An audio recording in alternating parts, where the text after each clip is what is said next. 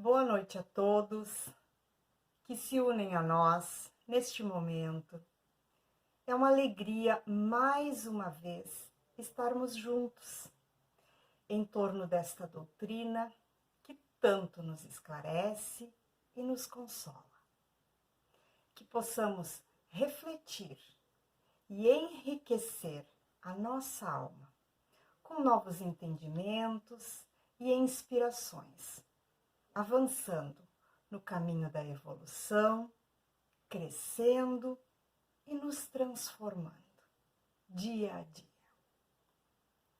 O tema do nosso estudo de hoje está no Evangelho segundo o Espiritismo, no capítulo 13, Não saiba a vossa mão esquerda o que dê a vossa mão direita. Itens 9 e 10. A caridade moral e a caridade material. E este trabalho foi baseado em O Evangelho segundo o Espiritismo, no Livro dos Espíritos, no livro Em Paz com a Vida, de Cleto Brutes, pela editora Fergs, através de pesquisas via internet, na página do Centro Espírita Batuíra, com estudos realizados pela senhora Leda de Almeida Rezende Ebner. A Rádio Boa Nova, também na sua página da internet, e pela internet também na página Pétalas do Espiritismo. E para darmos início à nossa reflexão, vamos falar um pouquinho sobre caridade. A caridade, a palavra caridade, deriva do latim caritas atis, que significa ternura, amor. E Cleto Brutes, no livro Em Paz com a Vida, no capítulo 3, nos fala sobre a caridade possível. E ele nos diz que todo o modelo de vida exemplificado por Jesus está alicerçado na prática da caridade. Ele ensinou-nos que não basta apenas não fazer o mal, mas que é preciso fazer o bem. A doutrina espírita, o Consolador prometido por Jesus, ele vem reforçar esta máxima, quando assevera que, fora da caridade, não há salvação. No dizer de Leon Denis, os Espíritos ensinam-nos que a caridade é a virtude por excelência, e que só ela nos dá a chave dos destinos elevados.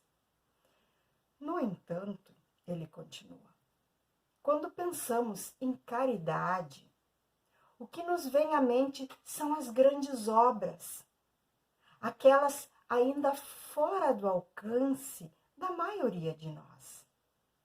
Encontramos muitos condicionantes, tanto na questão material, tempo e recursos, como na condição moral, fraquezas e imperfeições. Todavia, a caridade, ela pode estar presente nos mínimos gestos. Estamos fazendo caridade quando silenciamos para ouvir as agruras do nosso semelhante. Quando calamos para não revidar uma ofensa. Ela está presente quando não revidamos uma ação indigna que nos prejudicou. Somos caridosos quando oferecemos um sorriso, um abraço amigo ou uma palavra de consolo ao nosso semelhante. E Cleto ainda nos diz que com o nosso exemplo de vida, quando exercitamos o amor ao próximo, quando nos esforçamos para domar as nossas más tendências, quando efetivamente procuramos vivenciar a nossa fé. E, em especial, fora do aconchego e do convívio daqueles que professam a mesma crença. Estamos sendo caridosos. No trabalho honesto ou na oportunidade de trabalho que oferecemos, também há caridade. Quando divulgamos e vivenciamos os ensinamentos da doutrina consoladora, praticamos a caridade, pois a verdade contida nos seus postulados oportuniza a libertação dos erros e impulsiona na direção do progresso espiritual. Meta primeira de todos nós. E no capítulo 11 do Livro dos Espíritos, na questão 886, Kardec pergunta aos espíritos: qual o verdadeiro sentido da palavra caridade? Como entendia Jesus? E os espíritos respondem: benevolência para com todos, indulgência para as imperfeições dos outros e perdão das ofensas. E temos aqui uma nota de Kardec. O amor e a caridade são o complemento da lei de justiça, pois amar o próximo é fazer-lhe todo o bem que nos seja possível e que desejáramos nos fosse feito. Tal o sentido destas palavras de Jesus: amai-vos uns aos outros como irmãos. A caridade, segundo Jesus, não se restringe à esmola. Abrange todas as relações em que nos achamos com os nossos semelhantes, sejam eles nossos inferiores, nossos iguais ou nossos superiores. Ela nos prescreve a indulgência, porque a indulgência precisamos nós mesmos e nos proíbe que humilhemos os desafortunados, contrariamente ao que se costuma fazer. Apresente-se uma pessoa rica e todas as atenções e deferências lhe são dispensadas. Se for pobre, toda a gente como que entende que não precisa preocupar-se com ela.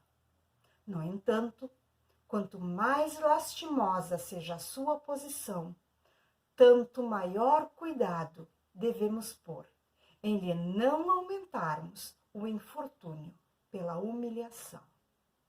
O homem verdadeiramente bom procura elevar aos seus próprios olhos aquele que lhe é inferior, diminuindo a distância que o separa. Nós deveríamos, queridos amigos, ler e estudar profundamente esta pergunta todos os dias, para que pudéssemos realmente compreender o alcance de cada uma dessas palavras e, acima de tudo, trabalhar elas em nossos corações. A benevolência para com todos é a caridade pura e irrestrita com todas as pessoas. Não apenas a caridade moral, não apenas a caridade material, mas a caridade completa e plena. A caridade material certamente é mais fácil, mas nós sabemos que a moral é muito mais meritória, porque em uma nós doamos o que nós temos, mas na moral nós doamos aquilo que somos e realmente precisamos crescermos, melhorarmos cada vez mais para poder doarmos de nós mesmos para os outros. A indulgência. E como é difícil para nós não ver, não destacar os erros e as dificuldades do próximo. E procurar ver aquilo que o outro já tem de bom. Até porque todos somos imperfeitos. Também precisamos da indulgência desse olhar carinhoso, caridoso do outro para conosco. Somos, muitas vezes, tão indulgentes com os nossos filhos, com os nossos familiares, mesmo quando conseguimos visualizar as suas dificuldades, os seus defeitos, as suas sombras. Temos o olhar amoroso para ver aquilo que eles já têm de bom, já têm de belo. E assim, como fazemos com eles, devemos fazer para com todos os nossos irmãos. Porque somos filhos de um mesmo Pai. Então, não julgar, não destacar o erro do próximo, mas ver aquilo que ele já tem de bom e procurar destacar as suas virtudes para que ele possa encontrar sempre ânimo para se corrigir, para se melhorar. O perdão das ofensas, que nos liberta das amarras que nos prendem ainda à matéria e ao distanciamento de Deus. O perdão é aquele sentimento difícil, mas é aquela decisão que nos faz realmente caminhar, enquanto estamos com essas correntes que nos aprisionam à matéria. Sem ele, jamais conseguiremos ascender verdadeiramente ao Pai. Jesus, que não devia nada, que era perfeito, ele perdoou. Sigamos o seu exemplo. Assim, conseguiremos exercitar a caridade na acepção do conceito, na amplitude que Jesus deu a esta palavra. E no Evangelho, segundo o Espiritismo, capítulo 13, item 9, a caridade material e a caridade moral.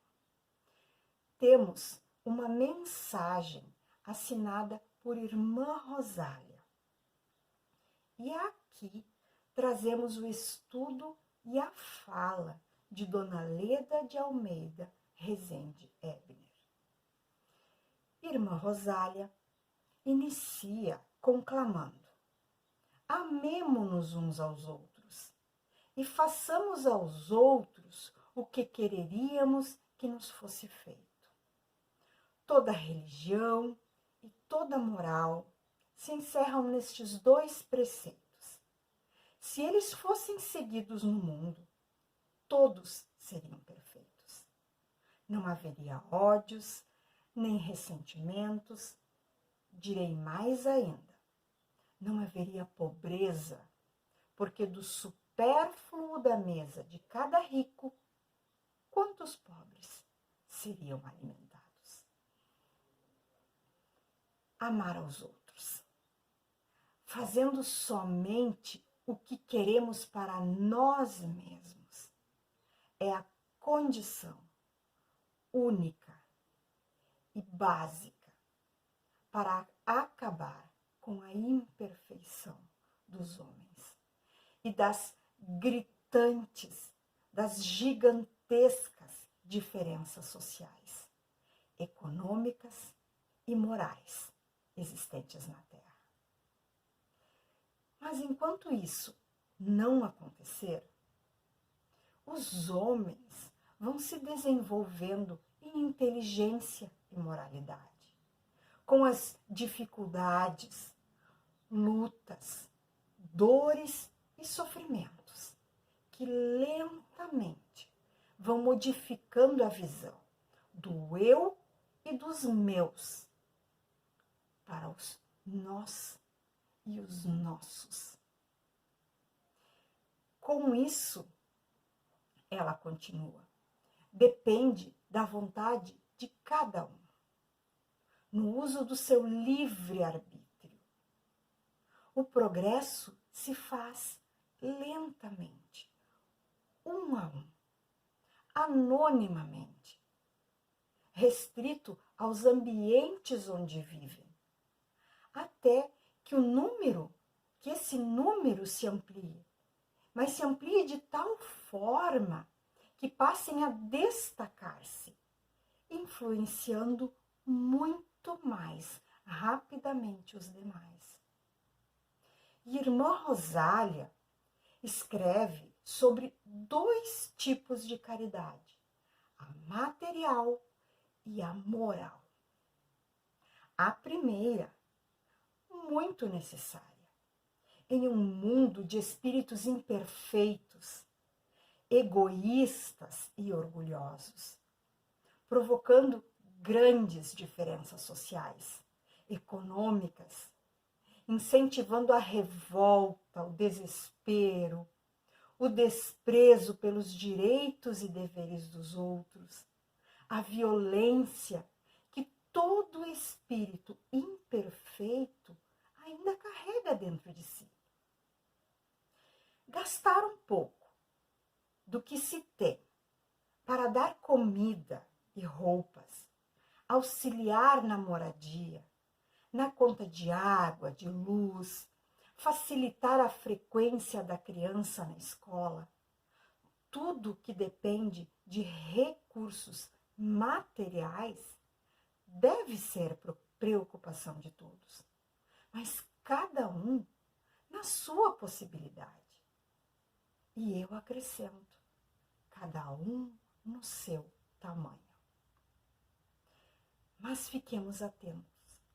A caridade material deve ser exercida com desprendimento e amor, ou seja, sem humilhações ou julgamentos. Porque o amor se manifesta de acordo com o que é oferecido. Ele está ligado a atitudes que são realizadas com a real vontade de auxiliar, e não com aquelas situações em que os outros doam somente para se verem livres de quem pede, ou para aliviar a sua consciência. A segunda, a caridade moral, talvez um pouco mais difícil de se pôr em prática, embora não custe nenhum recurso material e todos possam praticá-la, desde que a compreendam e a aceitem como necessária a um bom relacionamento entre as pessoas, consiste em não se incomodar com as faltas alheias, não se perturbar com elas, no esforço de suportarem-se uns aos outros, visto que estarem todos em processo de desenvolvimento. E ela cita algumas situações que bem evidenciam a presença dessa caridade moral, que levará os homens a amarem-se uns aos outros e a fazer a eles o que queriam para si. Saber calar, para que outro mais tolo fale.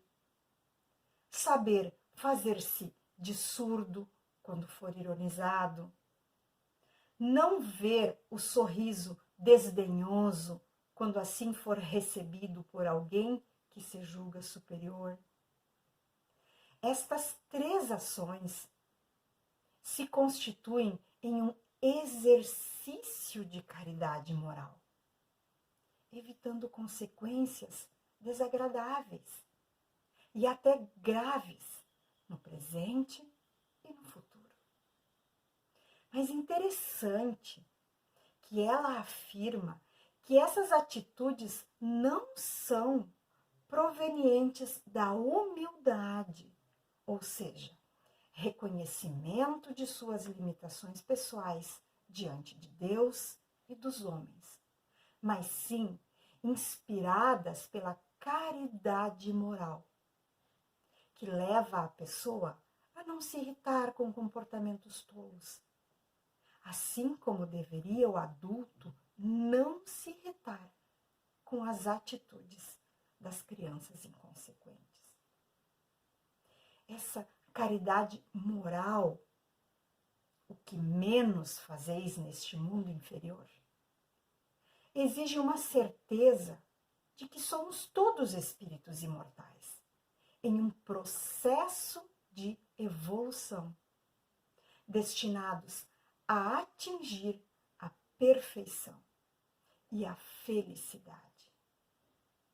E sem essa certeza, esses comportamentos podem parecer tolos, covardes, demonstrando uma fraqueza moral. Mas Jesus não veio para confirmar leis de espíritos imperfeitos, mas sim trazer as leis eternas e imutáveis do Criador, que são as únicas, capazes de dar ao homem a felicidade e a paz, almejada no íntimo de todos. Eu sou o caminho, a verdade e a vida. Significa que quem não procurar viver de acordo com a lei do amor, não importando os rótulos religiosos, acadêmicos, sociais, fará seu processo evolutivo em muito mais tempo e com muito mais dores e sofrimentos, até que cansado e esgotado se volte para as leis do bem. Irmã Rosália encerra dizendo: lembrai-vos de que Jesus disse que todos somos irmãos, e pensai sempre nisso, antes de repelirdes o leproso ou o mendigo. Adeus. Pensai nos que sofrem e orai. No item 10 deste mesmo capítulo 13, a mensagem é de um espírito protetor, que demonstra que a caridade não consiste apenas em ajudar necessitados de coisas materiais. Se assim fosse, muitos dos filhos de Deus estariam excluídos da sublimação, que é ser caridoso, o que os dificultaria de desenvolver o amor ao próximo em determinadas existências. E há muitas maneiras de se fazer a caridade: em pensamentos, em palavras e em ações. Em pensamentos, através de orações a Deus, a Jesus, aos espíritos protetores, aos santos de sua devoção, independente da sua crença, em favor dos que sofrem no plano material ou no plano espiritual, enviando a eles as melhores vibrações de simpatia, de amor e de solidariedade fraternal, abraçando-os mesmo à distância, com os braços espirituais, em palavras, com conselhos e esclarecimentos sinceros, vindos da razão e do coração, que evidenciem a vontade de vê-los mais confiantes em Deus, em si mesmo e nos homens. Aos sofredores, descrentes e desesperados. Falar de Deus, das suas leis, que o Espiritismo torna tão claras, inteligíveis, possibilitando entender a vida, os homens e as suas dificuldades. Aos anciãos, desiludidos e desesperançados. Falar do amor e da justiça divina, que é igual para todos. Da vida que continua além da morte do corpo, vibrante e bela.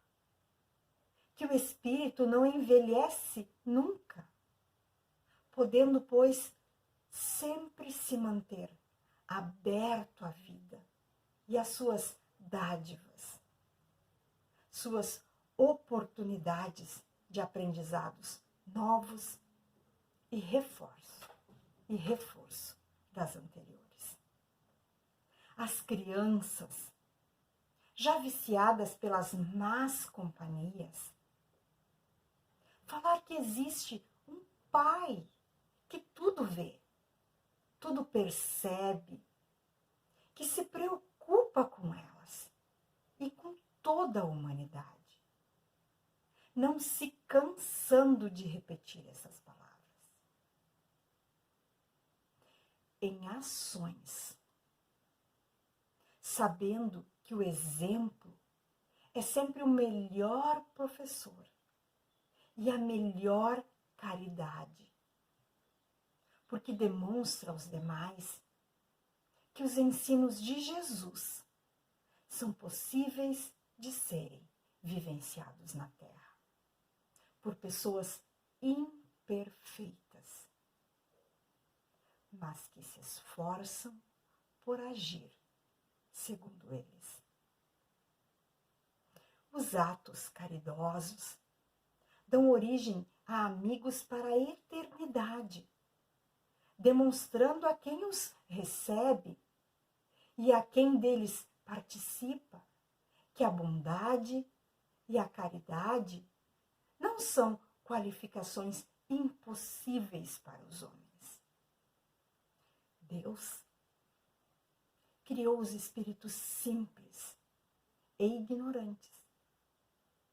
Deu-lhes o livre-arbítrio para que tivessem a liberdade de escolha.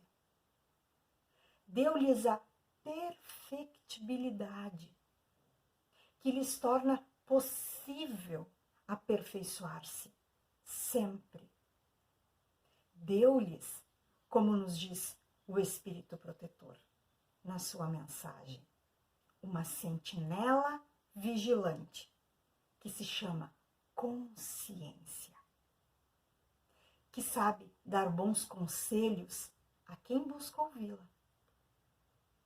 E muitas vezes, essa consciência, ela se entorpece pelo orgulho, pelo egoísmo, calando-se. Mas ela desperta imediatamente, quando a vontade de melhoria retorna.